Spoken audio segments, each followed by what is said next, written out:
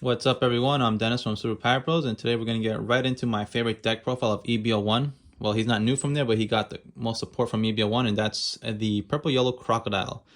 So, for those of you that don't know, he has the effect that if you go minus a Dawn on your opponent's turn, you get +1 Dawn as active for your turn. So that's his whole gimmick, and he has specific cards that are special just to him, like the 8-drop Croc is why I love the deck the most. But I've been taking it to tournament a lot, and I haven't been able to top any events with it, but I'm pretty sure you can if you just maybe make one or two adjustments, or maybe if you just get better luck, because I just run into the worst things. But I've beaten Sakazuki's with this thing. I've beaten Trafalgar Law with this thing. It's very doable. You know, it's just, of course, not a high tier deck. But we're going to do what we can with it. I do like the deck a lot, and let's just get right into it. First up, we've got Miss Valentina Mikita. It's your searcher for the Baroque Works cards. And also, it's pretty cool because she has the trigger where you go Dawn -1 just to player. And because your leader goes plus a Dawn on the opponent's turn, the trigger is actually for free. So you don't actually lose a Dawn, and then you get a character on board right away, which is very useful later. Up next in my build, since we're part yellow, we're going to be playing trigger happy cards. And I chose to play Onami. She is really good for the trigger because it knocks out a character that's 5 cost or less. This to me is the only way I'm able to combat against rush down decks like Trafalgar Law and stuff like that, because if we're not removing their stuff by triggers, they're just going to overwhelm us way too quickly. So I do love this card. And then the on-play effect gives something with Banish. Also not a bad idea when you're going up against yellow guys like NL or Katakuri. It does come up at that point. And this one's interchangeable if you want, but I have Beji at 2. You can put 4 Bejis, 2 Onamis. That's definitely not a problem. But he will stop an attack, right? And he's 2k. But that's up to you. I just rather the board removal over the stopping an attack, because you're going to need the board removal on certain matchups where they flood the board. Up next, we're playing this new card from EB01. It's Miss Wednesday. She's a blocker that is you can play on your second turn if you're going first. And then on the opponent's attack, you do Dawn -1 to go Dawn +1. So it looks like nothing, right? Minus to go plus, it's whatever. But with the leader's effect, you go -1 to go +2 because your leader effect and her other effect. So yeah, it's a great way to ramp Dawn. So you want to see 4 of her. Up next, we've got another card just to search with Miss Valentine. It's Mr. 13 and Miss Friday. This one has a on-play effect, well no, activate main, that if you can trash this and another Baroque Works, you get to get an active Dawn. It can come up, but honestly, I'd most rather just add it to the hand because it's a really great 2k. And question for the comments. Who is Mr. 13 and who is Miss Friday? The vulture or the gopher? Because I don't know. Up next, another 2k we're searching with Miss Valentine. It's going to be Miss Doublefinger. Another great 2k.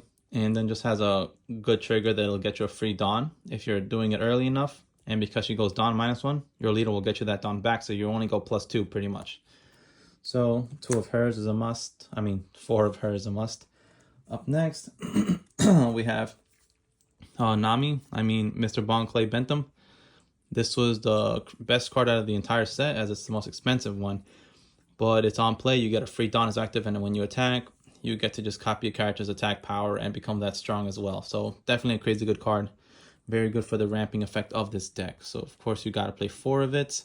And also because it's another Baroque Works card, you can search it with Miss Valentine. Because she says you search with other type including Baroque Works. So since, even though it says former Baroque Works, it includes Baroque Works, so you can search it. And up next we've got King Kokanojo. This is just one of the best triggers in the game. If you're not going against Law or Sakazuki, it's crazy powerful. Because on KO, if your opponent got 3 life less, you get to get a free life. We all know that. She's been around for what made Katakuri super powerful before. But I like her. There's a great event in the card that can redirect attacks, and usually you can do it on her to make yourself win a game, which is pretty good. Up next, I'm playing 2 of Gidatsu. Gidatsu is on KO, something that's an opponent's life or less. So pretty good card. I have him at 2 because I decided to play 2 of Miss Sunday. But these are interchangeable. You guys can do them as you like. But Miss Sunday says that you add a free Dawn, and then if you got 6 or more, you draw a card, which can pretty much always come up when you play her because she costs 5. So that means you've already had 5, and then you get a 6th. So you draw a card. So pretty good. And trigger is not bad. You only go Dawn -1 for it because your leader will give you a Dawn. And then she gives you the other Dawn in a draw. So pretty good card. So, but again, if you want to play more Gadasa, you can do that. And I wouldn't play more Sundays. I think 2 is fine because she is searchable and she has no counter in the hands, unfortunately. So 2 of Miss Sundays. And then the best searcher and the best card in the whole deck would be the 8-drop Croc, a guy that can only be played with Baroque Works decks. So when he's played, you do Dawn -2, you get a free life, kind of like the 10-drop Big Mom, but you don't get to knock on an opponent's life. But what I like in addition to him, with a nice 8-9 stat, is that on the opponent's attack, you get to Dawn -1 to draw and discard to sort of fix your hand for a little bit. And since you go down -1, your leader gets you an active. You can start setting up your events to be active and ready with just having this guy present on the board and not initially leaving anything open to play. So next up, to continue the boss cards, I'm playing 2 of Katakuri. This deck has no way to get through the 8-drop uses Captain Kid, so that's why I'm going to have to play him, because otherwise that thing will ruin you. There's people that still play the green Utu deck, which I think is still pretty strong. They've played it in the Yamato build, so you have to be able to do something about it, and that's the 8-drop Katakuri. And besides that, in even other matchups you play him, you can put something back to the top of your deck, like your Searcher, or Onami if you've played her, and then you have a really good trigger coming at them again. Up next, for another boss card that I play that most people don't, but I love this one, it's the 9-drop Kaido. Crazy good card. On play, of course, this Dawn -5, and he gets Rush with a huge 9 cost, 10,000 stat. So the reason I like him, because this deck ramps up Dawn so much that when you go down -5, you reach 10 Dawn again really, really quickly, because if you look here at all the cards that we have that ramp Dawn, we have Double Finger. We have Miss Wednesday, does a good job at it. Bentham is the best one for it, and Miss All Sunday as well. So the deck will get you Dawn, no problem at all. Here's the controversial part of my deck, that I'm playing just 1 Yamato. I only play R1 because I feel like there's too many rushdown decks around and you don't get enough time to play the 9-drop. Even though you're ramping Dawn, this thing getting you +1, it's not enough for you to be able to do it, because when I used to play it at multiple, I would find myself not even getting the chance to play it because of a popular deck like Trafalgar Law. You're going to need things that can win rather quickly, something like Kaido instead. I've used to play it at more. I've dropped the other copies for Kaido and Katakuri instead, because I feel that they bring more pressure. I've won a game because of Kaido, but Yamato will just slow down the game, and it's sometimes not enough against all these decks with great removal.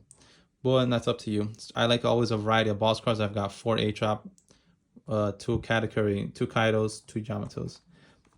I think that's a decent ratio. The best event of the game, the best card to come out for this deck, it's Okamaway. So it's a counter. You do Dawn -1, and then if you lose Baroque Works, of course, you get to select one of your characters and then change the attack target to that character.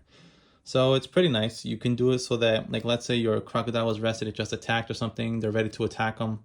You can redirect the attack to any of your small fries that stayed on the board, like Onami or Miss Valentine, and then sort of like they wasted their big attack because they went and loaded up 9K power to a Croc, and then they're going to go waste it on a little chump. That happens. And then you can also use it to win a game, which I've won a few games doing this. You use it while King Nojo's on the board. You have nothing left in hand or a little hand, and they think they're going to go for game.